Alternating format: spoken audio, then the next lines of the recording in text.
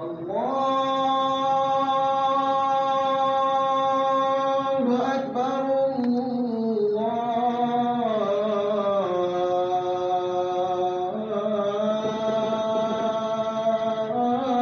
الله أكبر. الحمد لله نحمده ونستعينه ونستغفره ونتوب إليه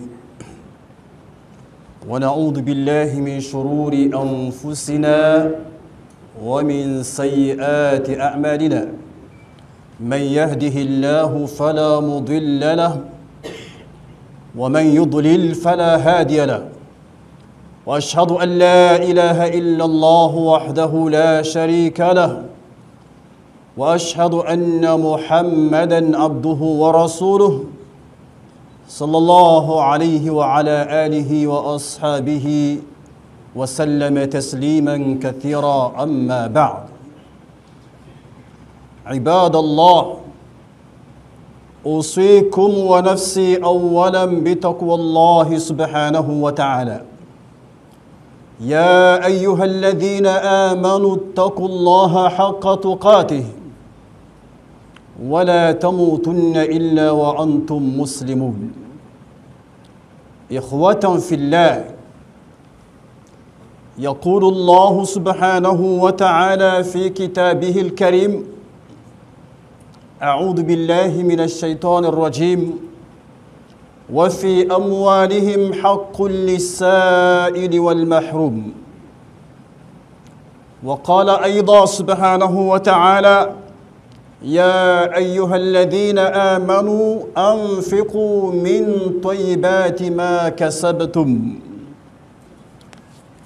والرسول صلى الله عليه وسلم لما بعث معاذ بن جبل إلى اليمن قال لمعاذ أعلمهم أن الله افترض عليهم صدقة تؤخذ من أغنيائهم فترد على فقرائهم نسأل الله سبحانه وتعالى أن يجعلنا من الذين يستمعون القول فيتبعون أحسنه. Toutes les louanges appartiennent à Allah. Nous attestons qu'il n'y a d'autre Dieu digne d'être adoré en dehors d'Allah. Et nous attestons que le prophète Mohammed, alayhi salatu wassalam, est le messager d'Allah. Que la paix et la bénédiction d'Allah soient accordées au bien-aimé Mohammed, alayhi salatu wassalam, sur sa noble famille et sur ses fidèles compagnons jusqu'au jour de la résurrection. Amin. Chers frères, chères sœurs en islam, craignez Allah subhanahu wa ta'ala comme Allah nous le recommande. En disant dans le Coran, يا أيها الذين آمنوا اتقوا الله حق تقاته. Ô vous qui croyez, craignez Allah subhanahu wa ta'ala comme il doit être craint. ولا تموتن إلا وأنتم مسلمون. Et ne mourrez qu'en étant musulmans. Qu'Allah nous compte parmi les musulmans et qu'il nous accorde une bonne fin. En effet, le sermon va nous parler sur la zakat, comme on a déjà commencé, parce que la zakat, c'est un pilier parmi les autres. Et au même moment que nous cherchons à mieux comprendre sur la prière, sur le jeûne, sur le pèlerinage, nous devons aussi chercher à comprendre sur la zakat. Parce que la zakat fait partie des 5 piliers de l'islam. Et le musulman qui nie la zakat n'est plus musulman. Parce que là, il a nié, il a réduit les piliers de l'islam en 4. Raison pour laquelle nous avons décidé de temps à autre de nous rappeler un peu de ce concept qui est la zakat, un pilier important pour le musulman. Aujourd'hui, nous allons parler de ce qu'on appelle zakat urudi at-tijara. La zakat sur les marchandises ou les biens commercialisés. On l'a désigné comme zakat urudi at-tijara parce qu'il s'agit de quelque chose qui varie. Les marchandises, tantôt elles sont là, tantôt elles disparaissent parce que le commerçant n'achète pas voilà, pour garder, pour que les gens voilà, viennent observer et puis partir. Mais il achète les marchandises voilà, pour les revendre. C'est pourquoi on a appelé le nom là, Urudu at-Tijara. À ce sujet, Allah nous dit subhanahu wa ta'ala, وَفِي أَمْوَالِهِمْ حَقٌّ لِلسَّائِلِ وَالْمَحْرُومِ. C'est dans la sourate Al-Dhariyat, au verset 19, Allah nous dit, et dans leurs biens, il y avait un droit aux mendiants et aux déshérités.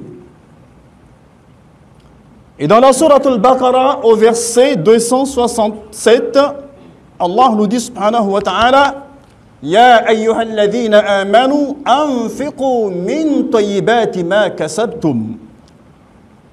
Ô les croyants, dépensez des meilleures choses que vous avez gagnées et des récoltes que nous avons fait sortir de la terre pour vous.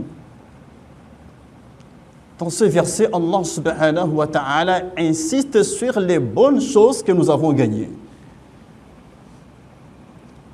L'islam insiste beaucoup sur la qualité. Voilà. Donc celui qui donne, il donne pour Allah et en donnant, il donne en qualité. Il ne cherche pas ce qui est déjà gâté pour faire sadaqa.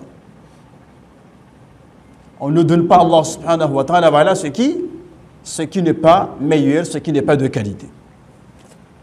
Non. Et puis, dans un hadith, où le prophète alayhi salatu wa salam nous dit, lorsqu'il avait envoyé Mu'adh ibn Jabal en Syrie, en tant qu'ambassadeur, il lui a dit, أعملهم أن الله افترض عليهم صدقة تؤخذ من أغنيائهم فترد على فقرائهم. Fais-leur savoir qu'ils ont à s'acquitter de l'aumône légale, prélevée sur les biens de leurs riches, pour être distribués à leurs pauvres. C'est le message que le prophète alayhi salatu wa salam avait transmis à Mu'adh ibn Jabal, qu'une fois arrivé à destination, de transmettre ce message-là aux populations de Hacham. Tous ces versets nous font comprendre que la zakat est une obligation pour le musulman qui possède ce qu'on appelle quoi? An-nisab, le taux minimum imposable.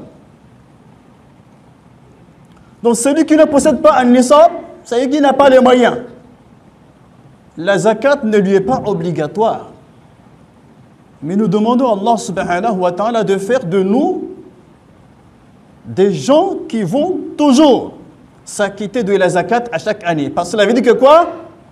Cela veut dire que nous sommes parmi les riches. Et c'est ça ce que les musulmans souhaitent. On ne veut pas faire partie des pauvres. On veut que Allah nous compte parmi les riches. Dans ce pays, le Togo, bien ailleurs, si on va compter 10 riches, qu'on nous compte parmi les 9, que les 9 soient parmi nous. Voilà. Mais une richesse qui sera accompagnée d'une bénédiction. Une richesse qui sera utile à la communauté, aux musulmans. Et non une richesse qui ne sert à quelques individus. Qu'Allah subhanahu wa ta'ala nous accorde la richesse, ya Rabbal Alamin. Les conditions de l'obligation de la zakat sur les marchandises. Première condition, prendre possession de la marchandise par ses propres moyens, c'est-à-dire ce qui exclut l'héritage. Les marchandises vous appartiennent, vous. Voilà. Et les marchandises là-bas sont destinées à quoi? Au commerce. Deuxième condition, avoir l'intention de commercialiser la marchandise en question, bien le bien en question. Troisième condition, il faut que la valeur de la marchandise atteigne le minimum imposable requis, ce qu'on appelle quoi? Un nisab. Une fois que les trois conditions-là seront réunies, pour un commerçant, la zakat lui est obligatoire. S'il ne fait pas la zakat, qu'est-ce qui va se passer? Votre commerce ne sera pas béni. Il n'y aura pas de la bénédiction. Vous allez vendre. Vous aurez beaucoup d'argent. Mais l'argent là va disparaître d'une façon inimaginable. La zakat, c'est un avantage pour nous parce que ça permet vraiment de purifier quoi? Notre richesse. Ça permet à ce que nos biens, d'accord, c'est-à-dire que aient de la bénédiction. Donc, nous devons vraiment, c'est-à-dire nous empresser à s'acquitter de la zakat parce que c'est de la bénédiction. Non. أقول قولي هذا واستغفر الله لي ولكم ولسائر المسلمين والمسلمات من كل ذنب إنه هو الغفور الرحيم. الحمد لله رب العالمين والعاقبة للمتقين ولا عدوان إلا على الظالمين وأشهد أن لا إله إلا الله وحده لا شريك له وأشهد أن محمدا عبده ورسوله صلى الله عليه وعلى آله وأصحابه وسلم تسليما كثيرا. أما بعد عباد الله أوصيكم ونفسي بتقوى الله سبحانه وتعالى. يا أيها الذين آمنوا اتقوا الله وقولوا قولا سديدا يصلح لكم أعمالكم ويغفر لكم ذنوبكم ومن يطع الله ورسوله فقد فاز فوزا عظيما. الحمد لله.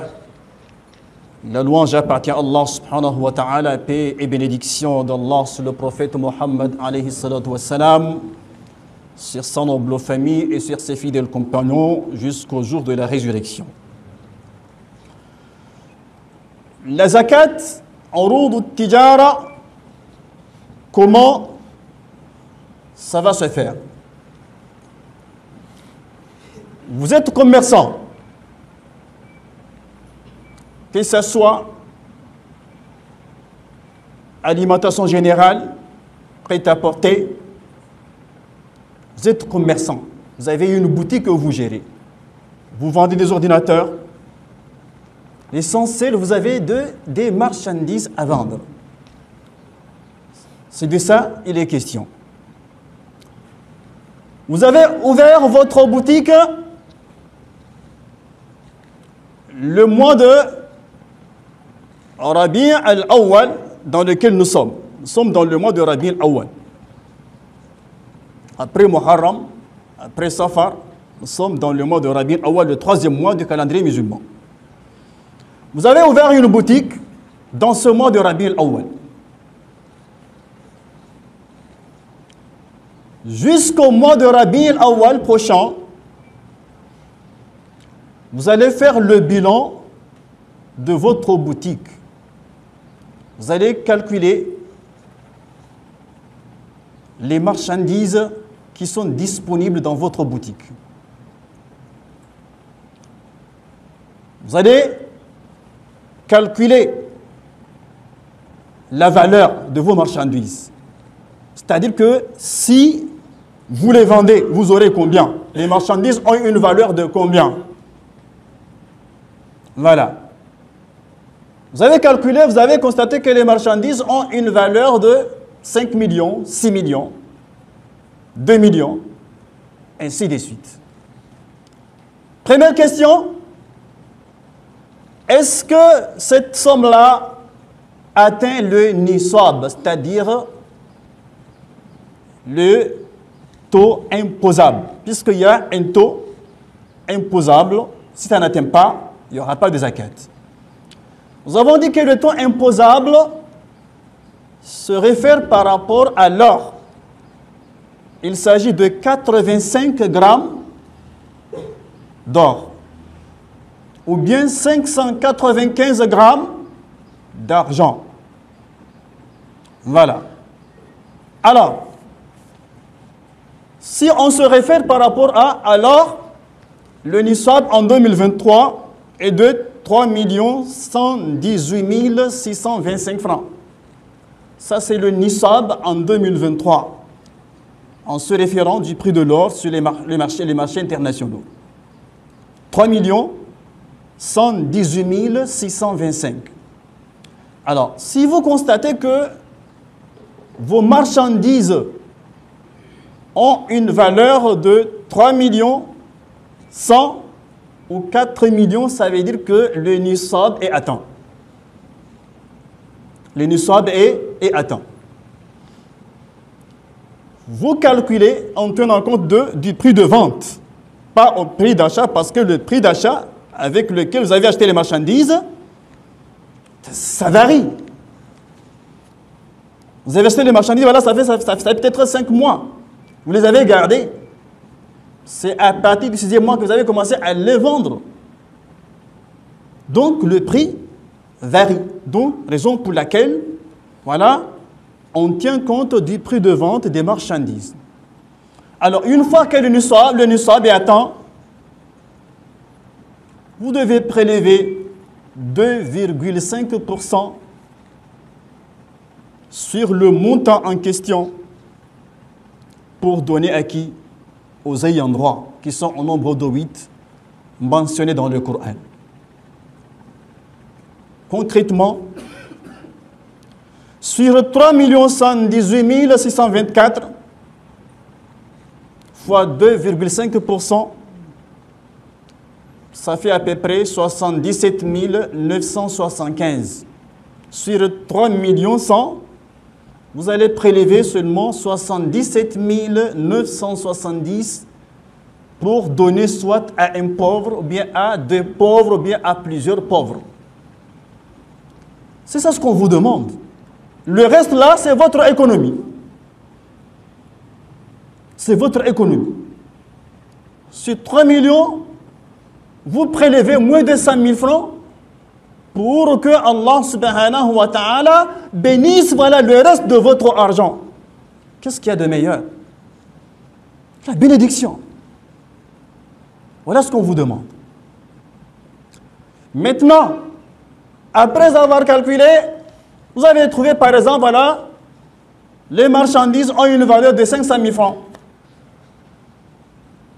500 000 francs, si on veut tenir compte du prix de l'or, 85 grammes d'or, ça n'atteint pas le nisab.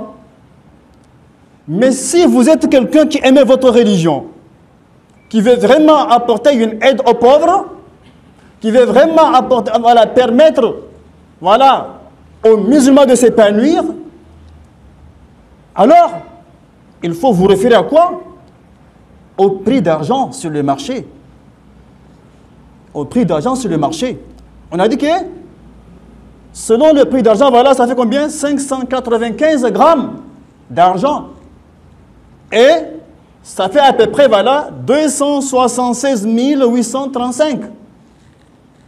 276 835. Donc déjà 500 000 francs là, si vous voulez tenir compte du prix d'argent, vous atteignez le nisab. Vous allez donner la zakat pour la première fois. pour apporter voilà, votre contribution voilà, à l'épanouissement de la religion de l'islam. Voilà. Alors, sur 276 835, vous prélevez combien à peu près? Voilà, 6 925. 6 925, voilà, ça c'est quoi? C'est rien. Voilà.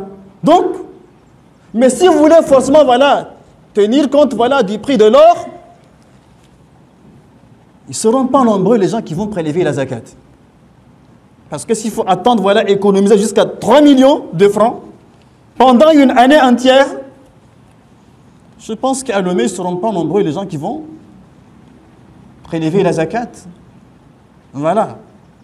Donc, qu'Allah nous aide, qu'il nous compte parmi les gens qui aiment l'islam, les gens qui aiment la religion, les gens qui aiment apporter un plus à l'épanouissement de cette umma, de cette communauté. Voilà ce qu'il faut retenir un peu sur la zakat. Ça, c'est la zakat des marchandises. On a déjà parlé voilà, de la zakat al-mal, la zakat concernant quoi? Concernant l'argent. Voilà. On a dit, vous avez gardé une somme quelque part. Voilà, une somme quelque part qui atteint le nisab pendant une année entière. Vous prélevez 2,5% voilà, pour la zakat. Voilà. Et il faut toujours tenir compte de l'année lunaire. Pas l'année solaire. L'année lunaire, sinon l'année solaire, les calculs voilà, ne vont pas vraiment tomber exact. C'est l'année lunaire.